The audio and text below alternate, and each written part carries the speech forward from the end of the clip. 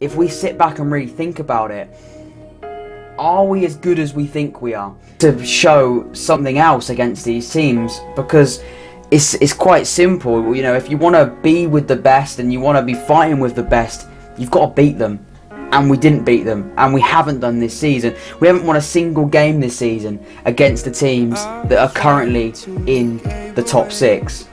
For me, why are you trying to sort of, I guess, protect going from a yellow card when we've got MK Dons next week, where obviously, and this is no disrespect to MK Dons, we've got more of a chance of winning against MK Dons than we have against Portsmouth anyway. So why are we protecting players for games that we need them for? If I think looms over all of our heads is, you know, is the playoff dream over? Because we are sort of dreaming of finishing in the top six. Hello everybody and welcome back to the Young Fan Podcast. Quite a disappointing podcast episode today because Oxford United lose by 1-0 against Portsmouth, and I haven't done one of these in a while. I haven't really done a recorded episode of the podcast in a while, especially a match reaction. The last one of course was Rochdale, but I was going to go live on this one on this Tuesday night, but I just don't really feel like going live is something that will, you know, I don't really think that will be great for everybody, anybody really. So I think doing a pre-recorded one that will go out the next day, Wednesday, probably about midday, sort of afternoon time on Wednesday. We've had enough time to digest it by then, and we can sort of really look at it. But this is being recorded literally seconds, or actually it's a few minutes after the game. And I've written a few notes down. I wrote a few notes down during the game, and I've written a few notes down now after the game. A big game for Oxford United, a big game for Portsmouth as well. Two teams, of course, having those aspirations to get into the playoffs, and two teams, one team in the playoffs at the moment, and the other team, you know, had a really poor start to the season and sort of turned it around, went on a great run. We all thought that maybe playoffs was a possibility, but, you know, now we're playing against the teams and the so-called big games for Oxford United against the big boys in this league.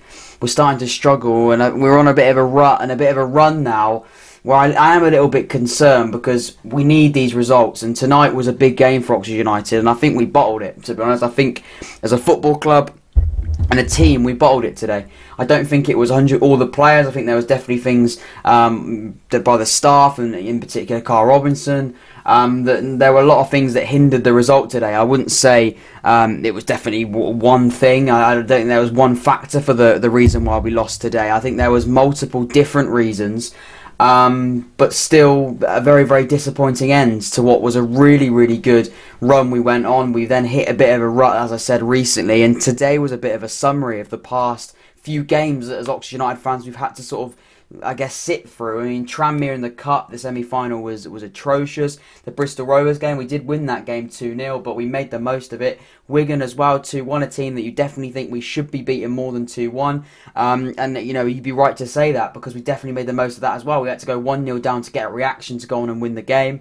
The last game against Ipswich as well, I thought we were pretty average. You know, a lot of people said we were very, very poor. I don't think we were very poor. It's a very, very difficult place to go, Ipswich. But generally today, it was a big game, and at home, and you know, with players fit and with a lot of players available for selection, the team selection was a reason why I think we were in a bit of a, you know, while we are sat here now getting no points from a very, very important game, and we will come on to the team selection issues because that was definitely a factor in the reason why we lost. But the big question I think looms over all of our heads is, you know, is the playoff dream over? Because we are sort of dreaming of finishing in the top six. That's where we want to finish. That's where, at the end of the season, Oxford United wanted to finish, and that was right at the start. We wanted that to happen. We had an awful start to the season, and we thought at one point, are we going to stay in the league? We now definitely are, and I'm certain of that.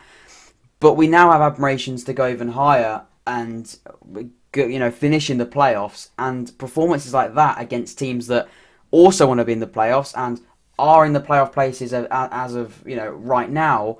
We need to show something else against these teams because it's quite simple. You know, if you want to be with the best and you want to be fighting with the best, you've got to beat them. And we didn't beat them, and we haven't done this season. We haven't won a single game this season against the teams that are currently in the top six. And again, that's a big thing because that shows that Oxford United are quite a way away from where we want to be. As much as we talk about this great run that we're on, if we sit back and really think about it, are we as good as we think we are?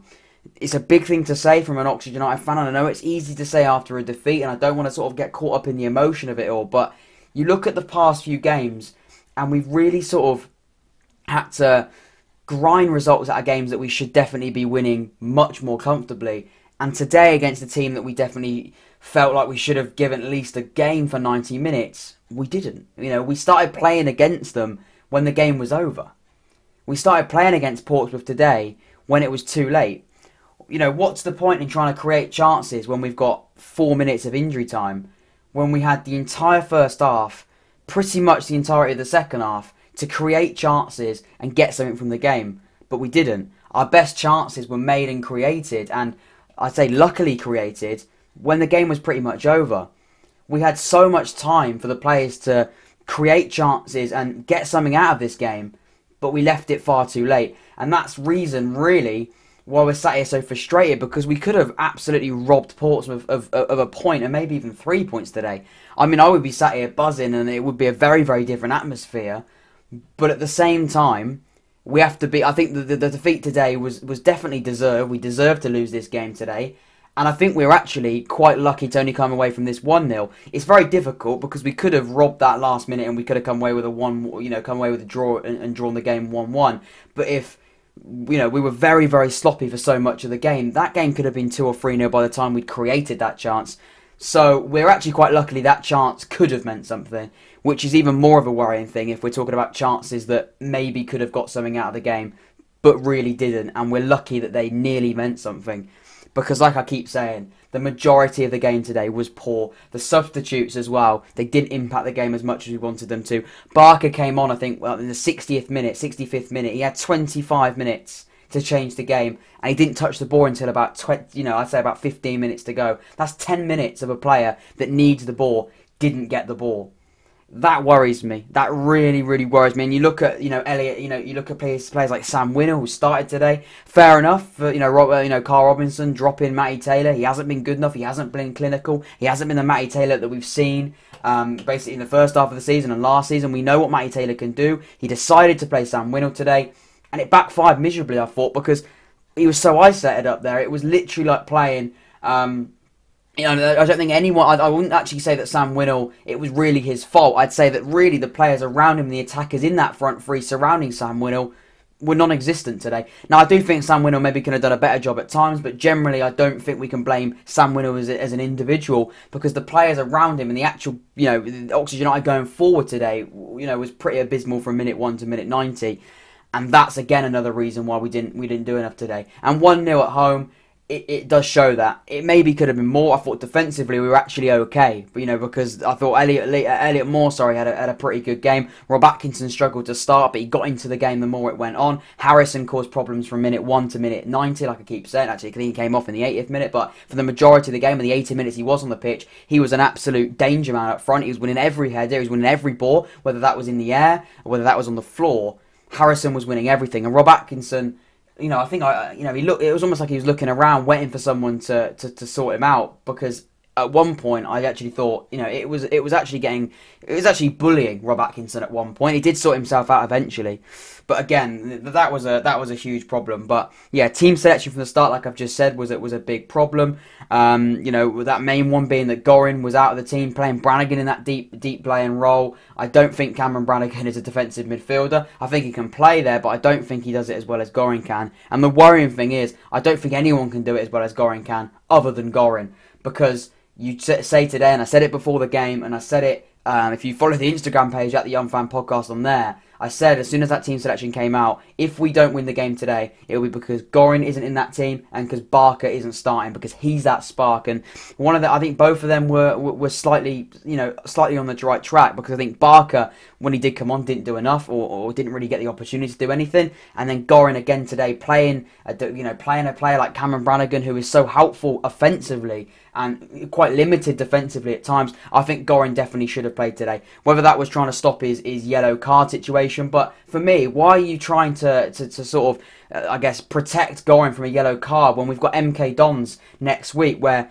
obviously, and this is no disrespect to MK Dons, we've got more of a chance of winning against MK Dons than we have against Portsmouth anyway. So why are we protecting players for games that we need them for? If it is protection, I think that sounds like an absolutely ridiculous thing to do. Why protect players for games that definitely on paper are easier today? We needed a player like Gorin today. They were playing aggressive. They were playing, Portsmouth playing aggressive type of football. Yeah, sometimes it's, over aggressive, and I think at times it was, quite dirty, but at the same time, we know how Portsmouth are going to play. It's not like we woke up and started the game today thinking that Portsmouth were going to play not how they did today. We knew from the start. We played them enough times in the last few seasons under Carl Robinson, and this squad have played them enough times to know how Portsmouth play.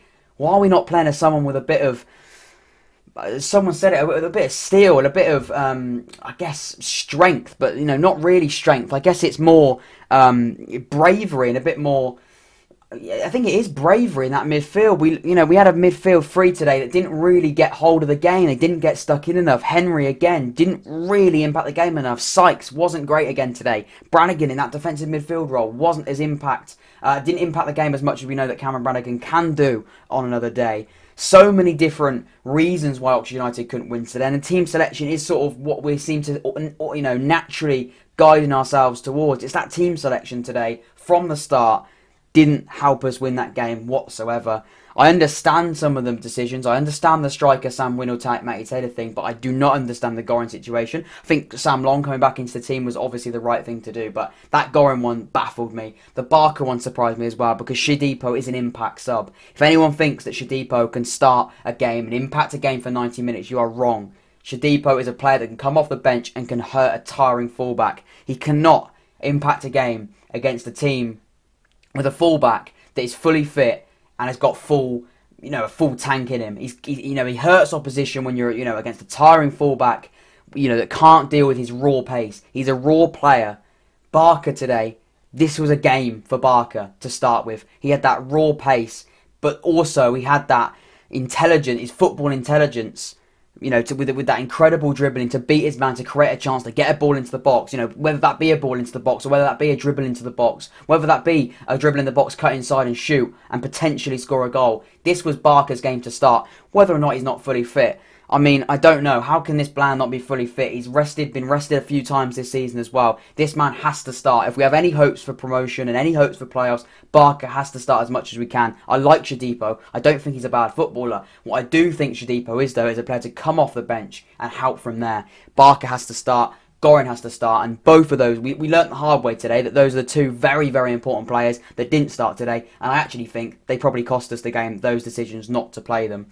And I keep coming back to the point, if we want to play against the top sides, if we want to play in the Championship, we've got to beat the teams up there as well. Doncaster we've lost this season, Sunderland we've already lost this season, Lincoln we've already lost this season. We've already lost to Portsmouth now this season as well. We did draw against them away as well, but we lost to them already this season. Yes, we have got some big games against them coming up this season. But are we in the run to beat Peterborough in the next few games? Are we going to beat Peterborough? They're top of the league as of recording right now. Have we got the momentum? Have we got the team to go and beat them? I mean, as a fan, we always say we hope so. I believe still Oxford United can finish in the playoffs, but we've got to be 10 times better than we were today, because today was pretty rubbish. There's no other way of putting that. We were pretty poor from the start. I'm not going to drag it on for the sake of it. I don't think I need to drag it on any longer. I think I've been pretty blunt and pretty clear with how I felt about the game. I don't really want to go live for no reason, so I'll do a pre-recorded one, and hopefully you understand. Portsmouth as well, I'll say fair play to Portsmouth. I don't think that everyone will agree the way that you play, with the aggressive attitude you play, but to be honest with you, it's going to get you results. Then, I mean, you have to do what you have to do in this league. Like I say, it's a very, very competitive league, and to get out of this division, you've got to be extremely good. You've got to have a mentality, and you've got to have a philosophy, and I guess Portsmouth definitely have that.